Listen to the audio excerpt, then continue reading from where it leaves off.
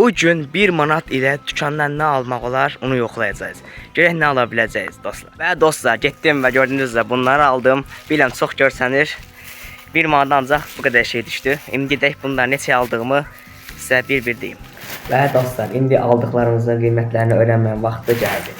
Gördüyünüz üzrə bu qədər şey almışam. Bir çıxaraq sonra Smişka, Lili, kökə, Burak kökəsindən çıxarıyorum və yenə Smişka və Spike. Bu dostlar 10 qəpiklik Lili'dir, gördüyünüz üzrə. Bu 20 qəpiklik Smişkadır, bunlar 30 qəpik elədi ikisi bərabər.